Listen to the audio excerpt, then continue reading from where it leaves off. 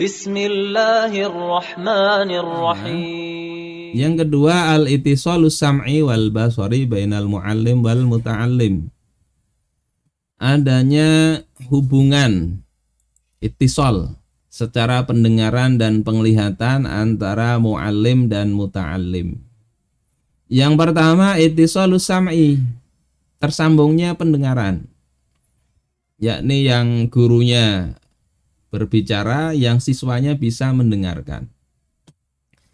Nah, ada beberapa hal terkait dengan tersambungnya pendengaran ini. Di antaranya yang pertama, thariqatul kalam, metode untuk berbicara, cara berbicaranya Rasulullah Shallallahu Alaihi Wasallam.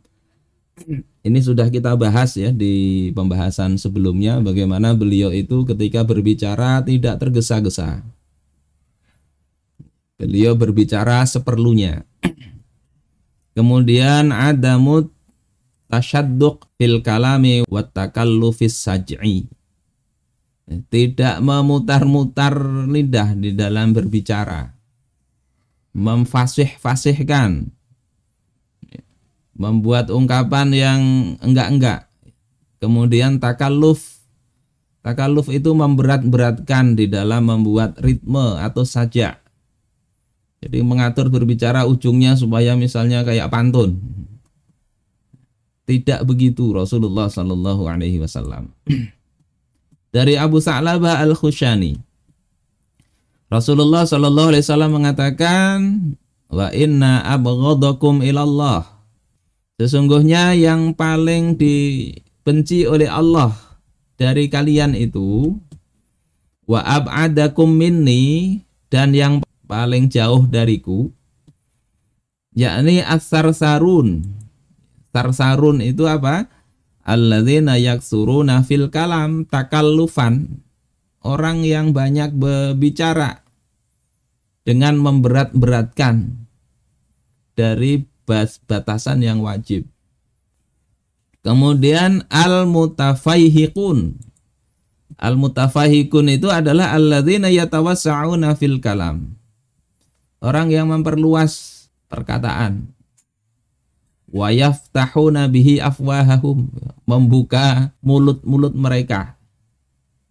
Kalau di dalam hadis maknanya adalah al-mutakabbirun, orang yang takabur.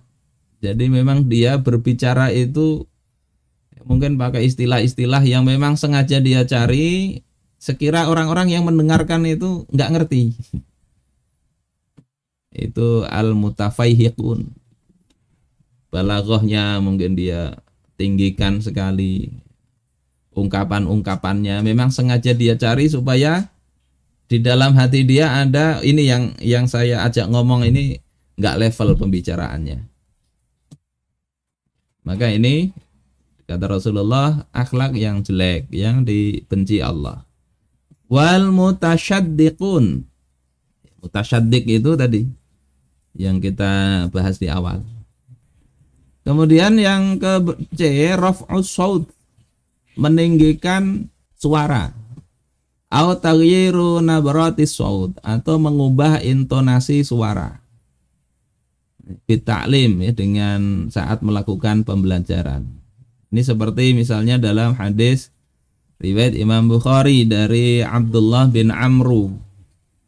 Takhallafa anna Nabi sallallahu alaihi wasallam. Rasulullah SAW ketinggalan dari kami. Fi safratin safarnaha, di dalam sebuah perjalanan yang kita lakukan. Fa adrakana wa qad arhaqatnas sholatu. Maka kemudian beliau itu menjumpai kami, bisa menyusul kami, sementara waktu sholat itu sudah sempit. Sudah hampir habis. Dalam riwayat yang lain ini waktu sholat asar sudah hampir habis. Nabi baru menyusul kami. Wa nahnu natawadda. Kami saat itu kemudian berwudu. Faja'alna namsahu ala arjulina. Maka wudunya itu cepat-cepat sehingga kami jadikan mengusap kaki-kaki kami. Padahal kaki itu harusnya dibasuh, bukan diusap. Kalau diusap itu kepala. Cukup tangan basah diusapkan, itu sudah cukup. Kalau kaki itu harusnya dibasuh. Tapi kata Syekh Mustafa Dib Al-Bugha, makna di sini adalah bukan mengusap, tapi kami membasuh dengan basuhan yang ringan, seolah-olah mengusap. Jadi kada betul-betul mengusap, dibasuh ringan aja. Ala arjulina, terhadap kaki kami. Maka Rasulullah SAW di sini dikatakan fanada bi'a'la sautih. Beliau kemudian menyeru dengan suara beliau yang tinggi. Wailun lil aqabi minan nar. Celaka bagi tumit-tumit yang tidak basah kena wudu itu, ya, kecelakaan, nanti masuk neraka itu. Marrotaini au salasan, 2 kali atau 3 kali beliau katakan itu. Kondisi waktu mepet, wudu mau cepat-cepat, tapi Rasulullah ingatkan dengan suara yang tinggi. Ini menunjukkan, ini dikutip oleh musannif, jadi suara itu bisa diatur. Untuk penekanan mungkin perlu tinggi, perlu diulang. Ini kita sama-sama belajar. Saya sekedar menyampaikan, juga tidak mahir di dalam hal ini. Kemudian dalam riwayat Imam Ahmad dari Simak bin Harb, Sami'tu Nu'man bin Bashir yakhtub. Aku mendengar Nu'man bin Bashir berkhutbah. Beliau mengatakan, aku mendengar Rasulullah SAW berkhutbah dan mengatakan, Anzartukumun nar, anzartukumun nar. Aku peringatkan kalian dengan dahsyatnya siksa neraka. 2 kali diulang oleh beliau. Hatta law anna rajulan kana bisuq, hingga andai ada seorang lelaki yang dia itu di pasar, la sami'ahu mim maqami hadza, niscaya dia itu akan mendengarkan dari tempatku ini. Jadi ini menunjukkan Rasulullah itu khutbahnya kencang sekali, dari masjid ke pasar. Saya nggak tahu ini pada masa Nabi ini jarak Masjid Nabawi dengan pasar yang di dekat situ itu berapa ratus meter. Tapi ini menunjukkan Rasul itu suaranya nyaring. Nah, untungnya kita ini sebagai khotib tidak perlu berteriak karena sudah ada ini mikrofon, sehingga tidak harus persis begitu, nanti malah yang di dalam masjid telinganya sakit. Tapi ini menunjukkan begitu seriusnya Rasulullah Shallallahu Alaihi Wasallam, tidak males-malesan dalam kondisi yang harusnya ribut itu di suasana haji, beliau diamkan dulu.